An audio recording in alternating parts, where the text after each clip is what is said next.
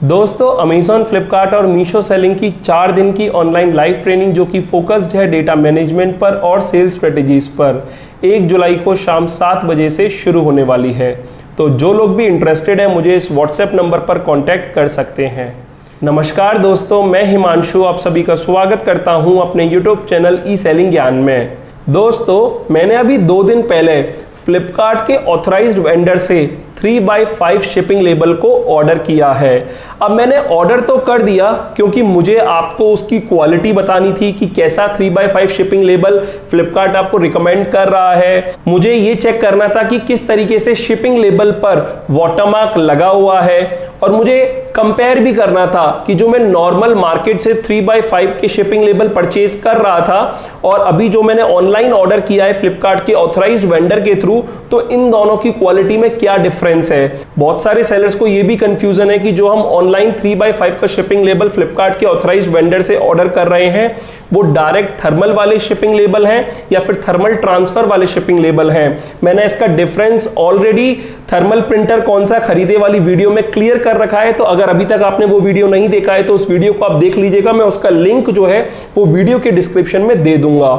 अब फ्रेंड्स, जैसा कि मैंने आपको रीजंस बताए तो इन सभी रीजंस की वजह से मैंने ऑर्डर तो कर दिया, लेकिन मुझे बहुत शॉक लगा जब मैं फ्लिपकार्ट के ऑथराइज्ड वेंडर से 3x5 शिपिंग लेबल को ऑर्डर कर रहा था। अब मुझे शॉक क्यों लगा आइए मैं आपको स्क्रीन पर बताता हूं। देखो फ्रेंड्स, मैंने मेल ओपन कर लिया है जो कि फ्लिपकार्ट की तरफ से हमें रिसीव हुआ था। इसमें लिख रहा है ensure the high quality shipping label for all of your orders bye purchasing the branded every denizen watermark 3x5 shipping labels from here.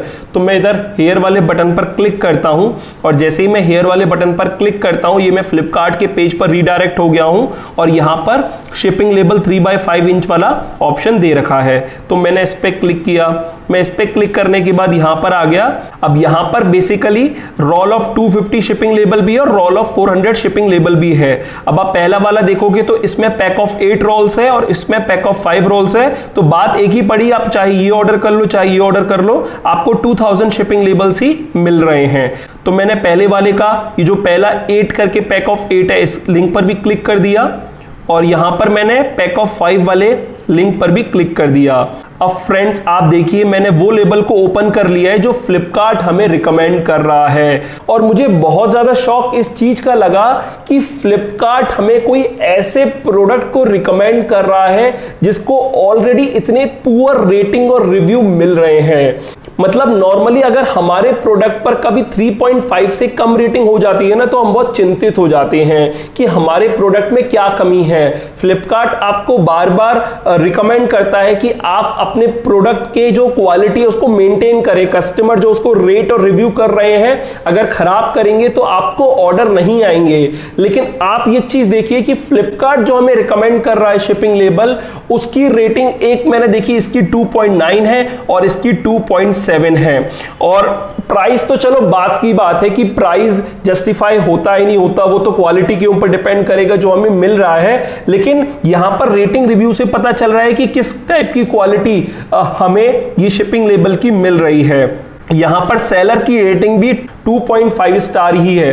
अब देखो मैं अगर इसके रिव्यूज में रेटिंग्स में जाता हूं तो देखिए यहां पर पहला review Absolute rubbish, unable to use label due to watermark, print is not placed on watermark, waste of money। दूसरा review very bad quality, we received all label in badly packaging, don't buy this please. तीसरा review poor material of paper. और इस तरीके से मैंने काफी सारे review पढ़े। देखिए अब कितने सारे 1 स्टार मिला हुआ है इस प्रोडक्ट को। अगर आप ओवरऑल देखोगे तो 129 1 स्टार मिले हुए हैं इस प्रोडक्ट को। तो कितना बेकार रेट किया हुआ है कस्टमर्स ने इस शिपिंग लेबल को।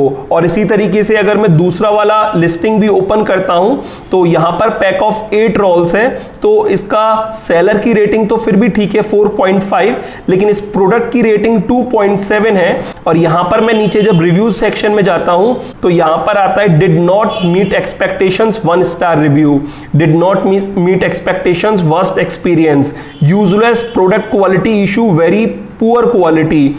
यहां पर मैं इस इमेज को भी ओपन करता हूं तो टेरिबल प्रोडक्ट नॉट गुड, इसी तरीके से यहां पर भी आप इमेजेस को ओपन करोगे, very bad quality, we received all label in badly packaging, don't buy this please. तो फ्रेंड्स कहने का मतलब ये है, इस सब को देखकर ना मुझे बहुत शौक लगा कि फ्लिपकार्ट हमसे बोल रहा है कि आप ऑथराइज वेंडर से शिपिंग लेबल को खरीदो। तो कहीं ना कहीं दिमाग में आता है कि जो फ्लिपकार्ट रिकमेंड कर रहा है भले ही वो थोड़ा महंगा हो सकता है लेकिन क्वालिटी में कुछ भी कॉम्प्रोमाइज नहीं होगा। और एक्चुअल में क्वालिटी कैसी है वो तो जब मेरे हाथ में शिपिंग लेबल आएगा मैं तभी बताऊंगा। मैंने अभी 2 दिन पहले ही ऑर्डर किया है तो मुझे अभी 1 से 2 दिन बाद ही डिलीवर होगा, तो उसके ऊपर मैं डेफिनेटली आपको वीडियो बनाऊंगा और सारा कुछ जो भी आपको शिपिंग लेबल के बारे में डाउट है उस वीडियो को देखने के बाद आपकी क्लियर हो जाएंगे। लेकिन मैं आपको एज अ सेलर एक एक्सपीरियंस बताना चाहता हूं कि जब मैंने डिसाइड किया कि चलो मैं अब शिपिंग लेबल को परचेज करता हूं, तो जब मैं शिपिंग लेबल को परचेज करने जा रहा था तो इस टाइप के रिव्यू देखकर किसी भी सेलर का कैसे मन करेगा कि वो इन शिपिंग लेबल को परचेज करे। मतलब आज अगर हमारे प्रोडक्ट पर ऐसे रेटिंग रिव्यू आएंगे तो आपका जो मैनेजर है या फ्लिपकार्ट टीम का कोई पर्सन आपसे बात करेगा तो वो यही कहेगा कि आपके प्रोडक्ट पर पुअर क्वालिटी है या पुअर रिव्यूज हैं, इसलिए कोई भी कस्टमर आपके प्रोडक्ट को नहीं खरीदेगा। इनफैक्ट उससे हमारा ओवरऑल जो टियरिंग है, जो सेलर स्कोर है, वो सब इंपैक्ट पड़ता है। लेकिन यहां पर फ्लिपकार्ट एक ऐसे सेलर के प्रोडक्ट को या फिर एक ऐसे प्रोडक्ट को रिकमेंड कर रहा है जिसको बहुत पुअर रेटेड किया गया है। तो ऐसा क्यों कर रहा है फ्लिपकार्ट, इसका मुझे कुछ भी आइडिया नहीं है। तो मैं फ्लिपकार्ट से बस एक ही रिक्वेस्ट करना चाहता हूं कि अगर आप कोई शिपिंग लेबल को या फिर आप कोई थर्मल प्रिंटर को या फिर कोई और पैकेजिंग मटेरियल को सेलर्स को रिकमेंड कर रहे हो तो आप ये अश्योर कर लें कि उसकी क्वालिटी ठीक है। जो सेलर उस मटेरियल को प्रोवाइड कर रहा है वो अच्छी क्वालिटी का प्रोडक्ट प्रोवाइड कर रहा हो दूसरे सेलर्स को। तो कहीं ना कहीं इस टाइप के रेटिंग रिव्यू देखकर ये लगता नहीं है कि आपने इस तरीके से किया है, क्योंकि अगर ऐसा होता तो इस प्रोडक्ट पर एटलीस्ट 4 स्टार रेटिंग तो होती ही होती। लेकिन रेटिंग देखने के बाद पता चल रहा है कि ये प्रोडक्ट मैक्सिमम सेलर्स को पसंद नहीं आया है। तो बस इस वीडियो में मुझे अपना ओवरऑल एक्सपीरियंस के बारे में ही शेयर करना था। देखिए आज मैंने इसलिए ऑर्डर कर दिया क्योंकि कहीं ना कहीं मुझे उसकी क्वालिटी वाकई में चेक करनी थी कैसी है। लेकिन अगर मैं सही बोलूं तो एक बार को मेरा भी मन आया था कि जब मुझे दिख रहे हैं इतने बेकार रिव्यू हैं, इतनी बेकार रेटिंग है, तो मैं क्यों ही ऑर्डर कर रहा हूं, क्यों ही 1100 रुपए खर्च कर रहा हूं जब मुझे वो काम ही नहीं आने वाले या जब उसकी क्वालिटी ही इतनी खराब है। लेकिन फिर भी बस मुझे आपको बताना था कि किस टाइप की क्वालिटी मुझे खुद से भी जज करना था, कंपेयर करना था जो मैं नॉर्मल मार्केट से लेकर आ रहा हूं और जो ये मैंने ऑनलाइन परचेज किया उसमें क्या क्वालिटी में डिफरेंस है। तो उसके लिए जस्ट मैंने ये परचेज किया है ताकि मैं आपको सही से गाइड कर सकूं। तो बस इस वीडियो में मुझे यही बताना था जो मेरा ओवरऑल एक्सपीरियंस रहा जब मैं फ्लिपकार्ट की शिपिंग लेबल को ऑर्डर कर रहा था और वो प्रोडक्ट जो कि फ्लिपकार्ट ने ऑथराइज किया और मेल में हमें बताया है, तो वो मेरा ओवरऑल बहुत ही खराब एक्सपीरियंस रहा। बाकी अगर आपने भी शिपिंग लेबल 3x5 ऑर्डर कर रखे हैं और आपको मिल चुके हैं तो आप अपना एक्सपीरियंस वीडियो के कमेंट में जरूर शेयर कीजिएगा। ये भी बताइएगा कि जब आप उससे प्रिंट कर रहे हैं तो किस टाइप का प्रिंट क्वालिटी उस पेपर पर आ रही है, पेपर ओवरऑल कैसा है, शिपिंग लेबल किस तरीके का है, इसके बारे में जरूर बताइएगा। बाकी अगर आप 4 दिन का डेटा मैनेजमेंट वाला बैच ज्वाइन करना चाहते हैं तो उसके लिए आप मुझे व्हाट्सएप कर सकते हैं। देखिए ये जो मेरा डेटा मैनेजमेंट वाला सेशन चलता है, ट्रेनिंग चलती है, लाइव ट्रेनिंग चलती है, वो आपको एक बात ध्यान रखनी है, वो नए सेलर्स के लिए बिल्कुल भी नहीं है। नए सेलर्स का मतलब कि अगर आप ऑनलाइन सेलिंग बिजनेस शुरू करने की सोच रहे हो या फिर आपको 10-5 दिन ही हुए ऑनलाइन सेलिंग बिजनेस शुरू किए हुए तो आपके लिए नहीं है ये डेटा मैनेजमेंट वाला बैच। ये बैच उन सेलर्स के लिए जिनको मिनिमम 2-3 महीने का एक्सपीरियंस हो, मतलब वो सेलर्स ये जानते हो कि लिस्टिंग कैसे की जाती है, ऑर्डर कैसे प्रोसेस किया जाता है, किस तरीके से शिपिंग लेबल निकालना है, किस तरीके से पूरा पैकेजिंग ऑर्डर्स की करनी है, और उनको इस चीज को करते हुए 2-3 महीने का एक्सपीरियंस हो गया हो। क्योंकि जब आपको 2-3 महीने का एटलीस्ट एक्सपीरियंस हो जाता है तो आपको पता चल जाता है कि एक ऑनलाइन सेलर को क्या क्या प्रॉब्लम आती है डेटा से रिलेटेड। क्योंकि एक टाइम पीरियड बाद, 6 महीने बाद, साल भर बाद सेलर्स को फील होता है कि हम सिर्फ बिजनेस करते जा रहे हैं, अपने ऑर्डर डिस्पैच करते जा रहे हैं और हमें ये नहीं पता चल रहा कि हमारे बिजनेस में कितना प्रॉफिट लॉस हो रहा है। तो उन्हीं सेलर्स के लिए सेशन है कि अगर आपको सेलिंग प्राइस किस तरीके से कैलकुलेट करनी है ये सीखना है, अगर आपको सीखना है कि रिटर्न मैनेजमेंट कैसे किया जाता है, पेमेंट रिकंसिलिएशन कैसे किया जाता है, प्रॉफिट लॉस इस बिजनेस में किस तरीके से निकाला जाता है, तो आपके लिए सेशन बना है। उसके लिए आप मुझे व्हाट्सएप पर कांटेक्ट कर सकते हैं। नेक्स्ट बैच 1 जुलाई को शाम 7 बजे से शुरू होने वाला है।